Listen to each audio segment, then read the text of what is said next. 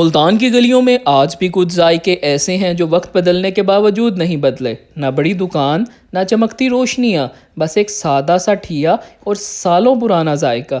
ये है मोहम्मद बशीर साहब, जिनके हाथों की बनी ये बीफ कीमे की टिक्कियाँ और कलेजी शाम होते ही लोगों को अपनी तरफ खींच लेती है। 10 से 12 साल गुजर गए मगर आज भी अंदाज वही, मोहल्ले वाली वाइब, वही जायका, वही खालिस प्यार और खालिसपन। यहाँ लोग सजावट देखकर नहीं रुकते, जायके की वजह से रुक जाते हैं। देखिए ये सादा अंदाज, बड़े तवे पर आहिस्ता आहिस्ता तैयार होती है टिक्कियाँ। ना कोई दिखावा, ना कोई शॉर्टकट, क्योंकि असल स्ट्रीट फूड महंगी जगहों से नहीं, हाथ के जायके से पहचाना जाता है। और साथ में ये कलेजी, हल्के मसाले और वही देसी अंदाज जो हर लुकमे को अलग मज़ा देता है। लेकिन असल जादू वो सादा देसी चटनी है जो इस जायके को मुकम्मल कर देती है। हमने यहाँ पर टिक्कियाँ और कलेजी ट्राई की।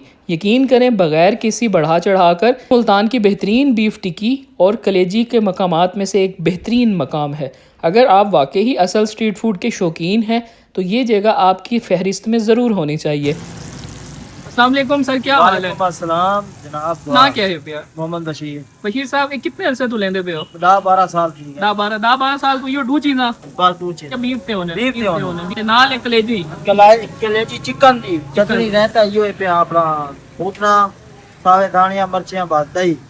ठीक है। बस ते टिक्कियां का रेट क्या है भैया? 100 रुपए दर्जन। और पे दर्जन ते कलेजी कलेजी 120 रुपए। 120 का दर्जन। सर अपनी लोकेशन बताए कि केड़ी जगह से है?